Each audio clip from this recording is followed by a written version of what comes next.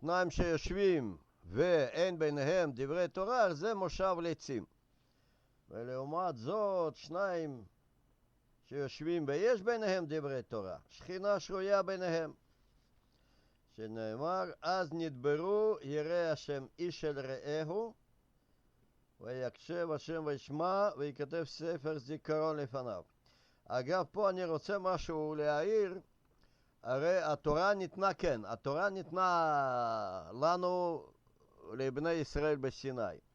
אבל לא רק, גם התורה ניתנה לאומות העולם. יש להם חוקים משלהם. ואומרים שגוי שיושב ועוסק בתורה, הרי הוא כמו כהן גדול, ולא כהן גדול שאומרים לו שמה יעשה מעשה צדוקית ופדיחות כאלה. ממש כהן גדול שהוא קשה. אז מה לומד? שם לומד את העניינים של בני נוח, כן? ככה גם יהודי שיושב עם בן נוח ולומד איתו תורה, כלומר עניינים של הנהגות בני נוח שצריכים להיות, ועניינים של מתן תורה בסיני וכו', הרי גם על זה בטוח נאמר, אז נדברו יראי השם. כן, זה דבר חשוב שצריכים לדעת. בחב"ד בזמנו הקימו מטה בני נוח, במה התחילו לעסוק?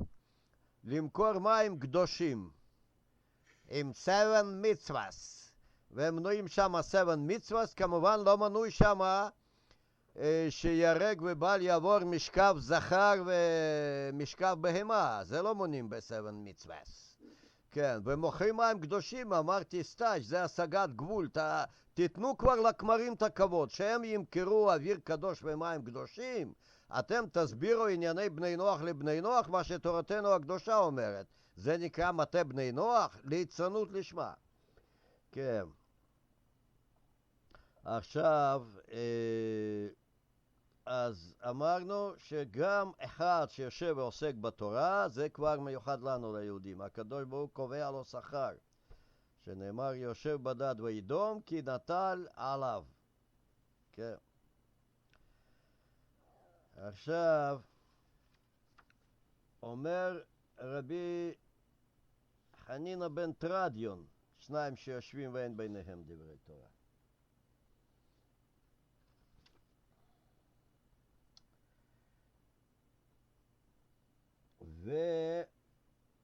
והוא אמר גם כן, הווה מתפלל בשלומה של מלכות. מלכות הרשעה, מלכות רומי הרשעה. והוא היה מ10 הרוגי המלכות. אז מה הוא אומר בכל אופן?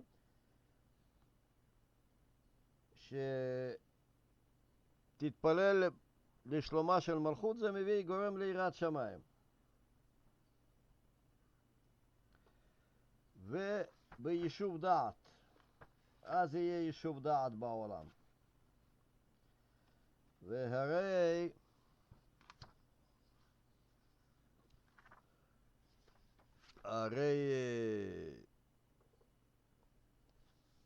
זה דבר כאילו, מה זה, מלכות כזאת? הם היו רבי חנניה סגן הכהנים שניהם, רבי חנינא סגן הכהנים ורבי חנינא בן תרדיון.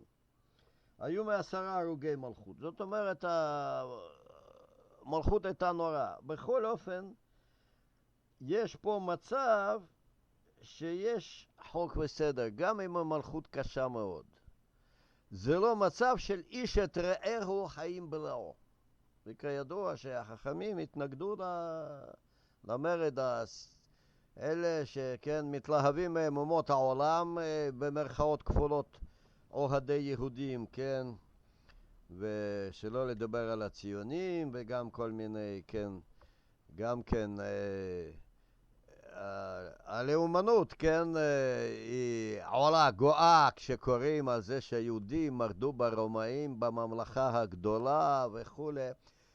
פה במינסק יצא בשנת 58, קצת לפני שנולדתי, יצא ספר, לפי רוח המדינה פה היה, יעני, מאבק המעמדות בארץ יהודה, ושם בעל המחבר, הוא לגמרי מזדהה עם המורדים ולא עם אלה שלא תמכו במרד. כן, למה מה אתה שמח? שהרסו את בית המקדש? אתה שמח שאתה מחלל שבת וחס ושלום מה שאתה עוד עושה וזה, ואתה מחזיק אצבעות ללאומנים דאז. ממה אתה שמח? כן?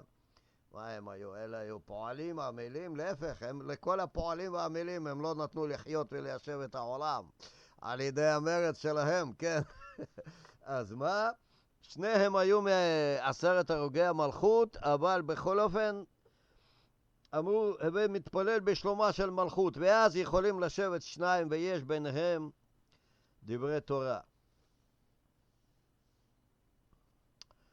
אפילו מלכות כמו שהייתה מלכות רומי, הרשעה, שלא לדבר על מלכות הרבה יותר טובה, כן, כמו שהייתה בברית המועצות, שגם מהחב"דניקים הזקנים שמעתי את זה, אתה יודע, זה דבר מדהים. אותם אנשים שמהם גם היו שישבו בפועל במאסר על שמירת התורה, ואמרו, אבל מה לעשות, גיוון זרע שטר כמחץ.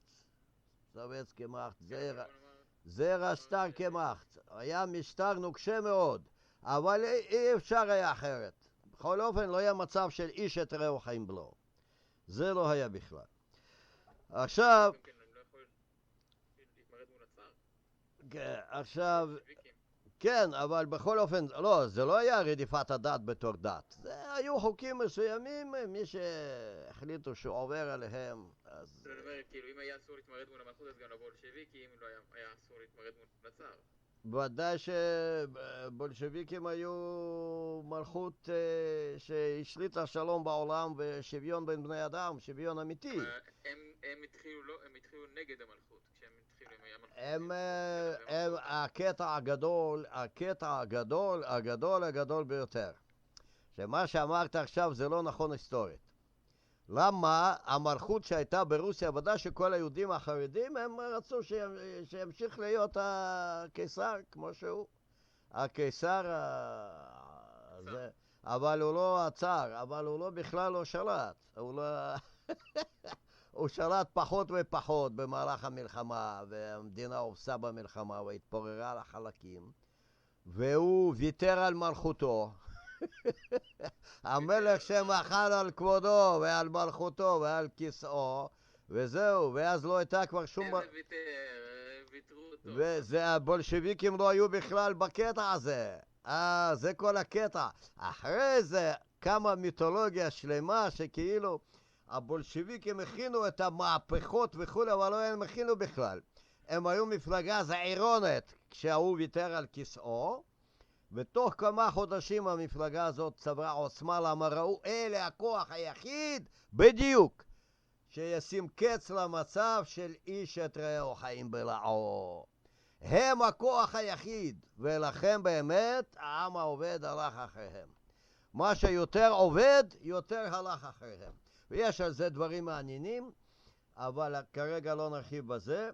כן, אם תרצה, פעם נעשה שיחה בנושא הזה, אני אסביר לך בדיוק מצד ישוע של אילום, איך באמת השלטון הסובייטי הציל חלק גדול מהעולם ליישובו של העולם.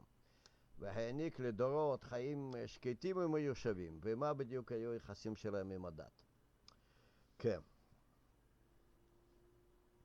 בכל אופן, אז אמרנו ששניהם הרוגי המלכות, ואף על פי כן אומרים הווה מתפלל בשלומה של המלכות.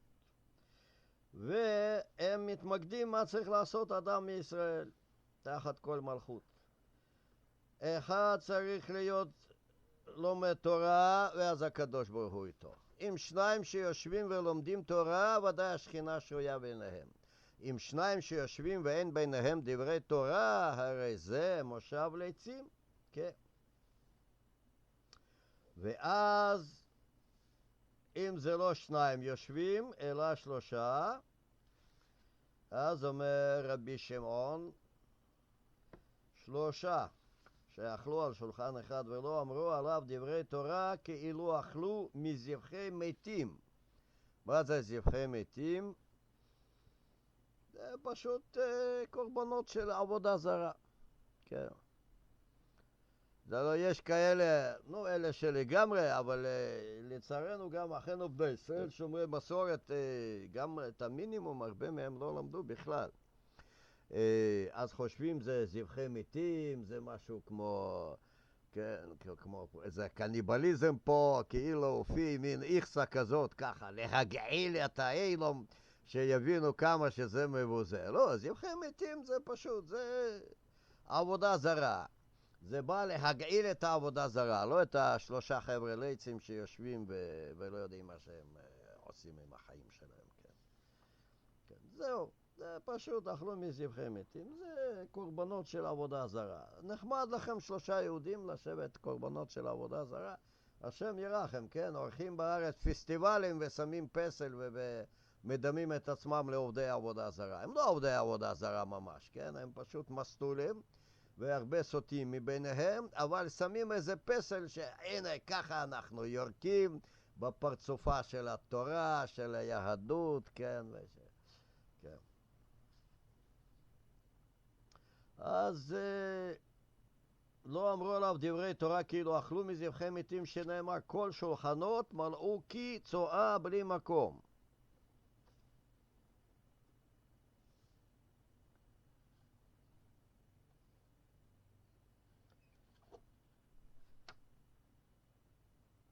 עכשיו, השאלות. העונש על ביטול תורה הוא תיכרת, לא רק כאילו משהו. דבר שני, מהו הדיוק על שולחן אחד? ודבר שלישי, למה נקט מזבחי מתים דווקא? ולא אמר, כמו בפסוק אחרי זה, שגם הוא די איכסה, כי צואה וכו'. והקשר לבעל המאמר, כמו שהרבא תמיד אומר, זה רבי שמעון בן יוחאי. כמו ששם אמרנו, קשר לבעלי המאמר שהם הרוגי המלכות, אף על פי כן אומרים מתפלל בשלומה. והביאור.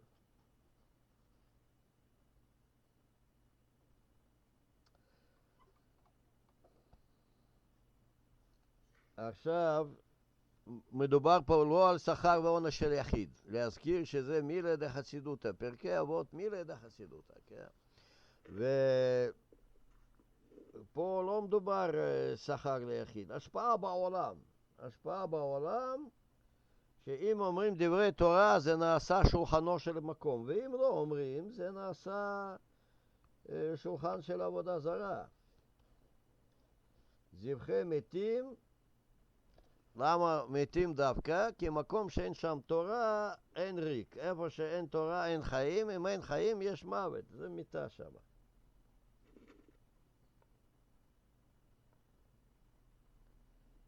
וכמובן שרבי שמעון בן יוחאי, הרב תמיד אומר בן יוחאי, ככה, בן יוחאי.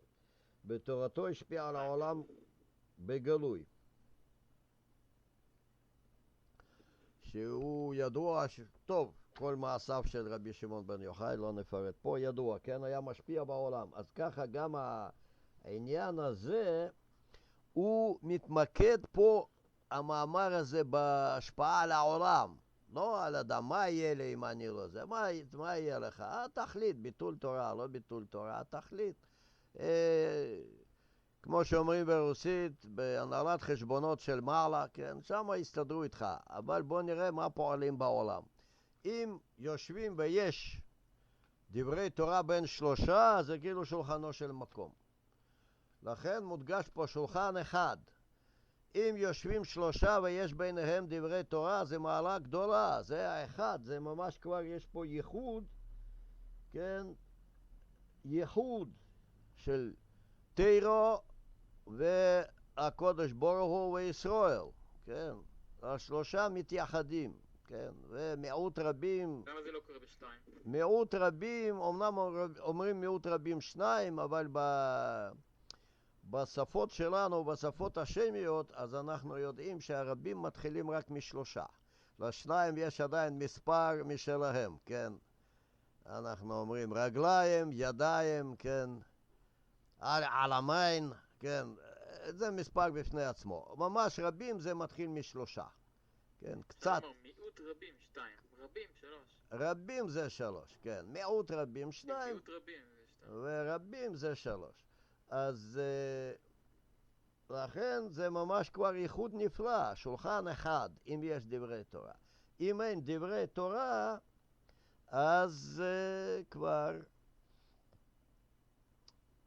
ההפך מזה בצורה היותר מגעילה. לכן אומר זבחי מתים, ממש, זה מקום שהיה יכול להיות בו חיים ואין פה חיים, אז לכן יש כאן מוות. וזה מדובר בהשפעה על העולם.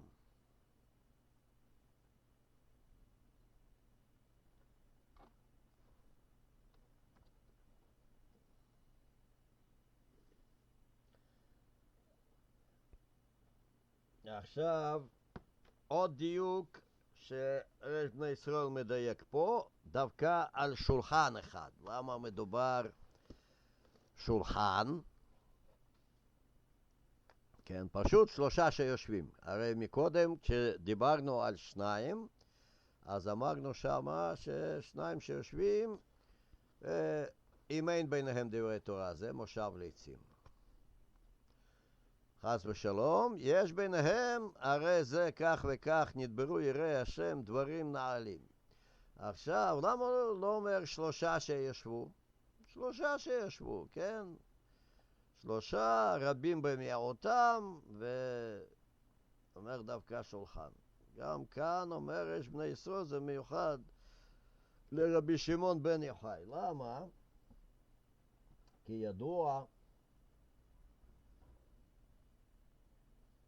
שהוא היה במערה, ושם נברא חרוב לו, מעיין לו, וחרוב למאכל לו. ועם מי הוא היה שם במערה? בנו. היה עם בנו, אז הם היו רק שניים. היה לו שם מעיין, היה לו שם חרוב, רק מה שהוא השתוקק זה ששלושה היו, ושלושה לא היו לו, רק שניים, ישבו רק הוא עם בנו. אז הם היו 10 שנים בבחינת שניים שאכלו על שולחן אחד ודיברו הרבה דברי תורה, הרבה סודות תורה, מה שאנחנו לומדים מאז והלוואי שנלמד. כן? ואז הוא אומר שלושה שאכלו על שולחן אחד. הנה זו המעלה הגדולה מאוד.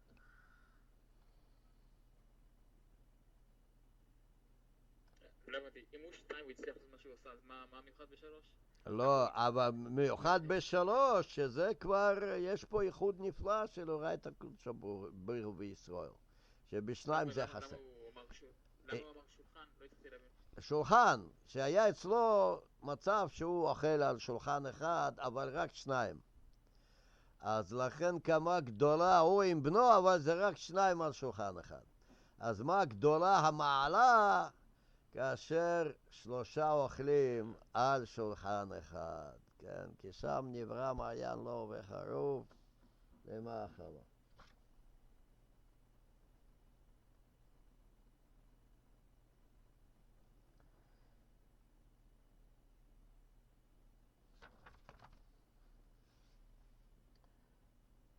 כאילו אכלו משולחנו של מקום. משולחנו של מקום. למה? כי דברי תורה זה בבחינת מזבח. כלומר, שולחן שמדברים עליו דברי תורה זה בבחינת מזבח. שולחן, הרי אנחנו מה? אנחנו מדברים נשלמה פרים שפתנו, כן? אז כאילו קורבנות אנחנו מקריבים בתפילה. על אחת כמה וכמה, שהרי כל זה לושן מושאל של אכילה, עניין המזבח, כן? כאילו זה לגבוה מקריבים קורבנות, שזה כאילו אכילה של גבוה כביכול. ואז אם ממש נמצאים על שולחן ומדברים דברי תורה, זה מבחינת מזבח, שולחנו של מקום. כן? זה מעניין, כי אם אנחנו מקשרים את זה לבית המקדש, זה אמור דווקא לחם הפנים, של לחם הפנים, שזה דווקא לא היה כל כך, לא... טוב, גם בפועל היו אוכלים הרי, כן, בבית המקדש, גם אוכלים, עמך אוכלים שלמים וקורבן פסח, והכהנים אוכלים כל הזמן בקודשים וכו'. כן? אז היה ממש אכילה. ובכן, מה נעשה שאין לנו בית מקדש ומזבח? אנחנו נשמח כמו אותו אחד שפאר את מלחמת המעמדות בארץ יהודה, כן, במקום לבכות על חורבן בית המקדש. אז לא, אנחנו לא נבכה ולא נשמח על כמה היו אבותינו גיבורים. אבותינו הרבה יותר קרובים היו גיבורים ולא פחות מהגיבורים ההם שהיו מציירים, רחמנא ליצלן. הציונים התחילו, היו מציירים איזה יהודה המכבי עומד כזה, וואחד ג'אבר עם רומח, כן. מספרים על אליעזר בן יהודה בכבודו בעצמו, שהיה באיזה חינגה מוקדשת לחנוכה, ולמרבה החינגה, להתדמות לגויים, אז הם עוד עשו שם, אז היה כזה חומר, לפני שהיה חומר פלסטי מופץ בעולם. היה כזה חומר של נייר דחוס, ועושים מזה כל מיני דמויות וכל מיני כאלה חפצי נוי וחפצי בטלה. אז עמד שם מין יהודה המכבי כזה. אז במהלך החפלה שכבר הסניפו שם וודקה כמו שצריך, כולם היו יוצאי רוסיה וכו'. ואז הוא קצת התפכח ואומר לחבר'ה שלו, אומר, אתם יודעים מה, האם זה היה עכשיו קם פה חי? הוא היה פה שוחט את כולנו. בכל זאת, מוח צלול של יהודי בלרוסי, כן? הוא היה יליד בלרוס זה גם כן. הפרלמן הזה. אומר, זה עכשיו היה קם ושוחט אותנו. כן? מבחינת גבורה צבאית, גם יותר קרובים אלינו היו גיבורים. לא צריך ללכת רחוק, כן? 500,000 יהודים לחמו בשורות הצבא האדום, ומהם גיבורים הכי נעלים. זה לא דבר שמעניין. מה שמעניין, איך אנחנו עכשיו אוכלים על שולחן ונהפוך אותו למזבח. אז אוכלים 3 אנשים ומדברים דברי תורה. לכן גם אומרים שתמיד צריך לאכול ביישוב דעת, כן? ולא כמו שבקושי התאספו, אני כבר בירכתי. ואני כבר בירכתי, טוב, אני כבר הלכתי, אני פה, לא, למה, מה קרה? החיים ייגמרו, לא תזכה לקיים מאמר אחד של פרקי אבות, ש3 שאכלו על שולחן אחד ויש ביניהם דברי תורה. צריכים ביותר ויותר ויותר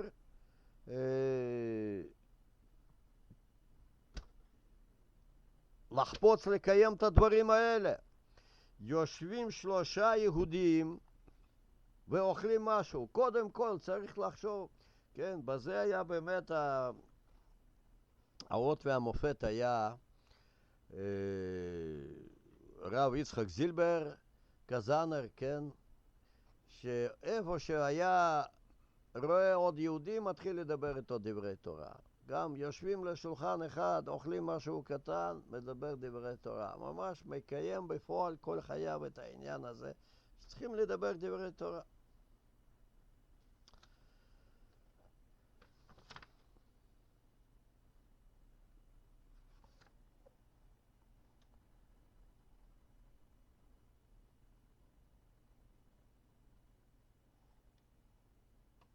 עכשיו, מה שעוד מדגיש פה רש בני ישראל, מדגיש את העניין של ייחוד ב3. זה לא רק 3 יהודים שמתייחדים. מתייחדים פה, זה העניין מה פועלים בעולם, כן? מה פועלים בעולם. אז מה מתייחד פה העניין של תורה, העניין של ישראל, העניין של קודש הבריחו מחד, והעניין גם של אכילה, שזה עניין העולם, ויישובו של העולם, גם אלה מתחברים ביחד. שזה היה גם פעולו של רבי שמעון בן יוחאי, שהוא איחד ביחד. הוא היה משפיע בעולם, ממש פועל בעולם, כן. אמנם השפעה במידה כזו כמו שהייתה לו צריך להיזהר איתה כידוע, כן, וכו'. ורבים עשו כרבי ישמעאל והצליחו, כן? אבל בכל אופן הוא היה מייחד את הדברים האלה, וככה לכן הוא אומר שיש פה ייחוד נפלא מאוד כאשר אוכלים על שולחן אחד ומדברים עליו דברי תורה.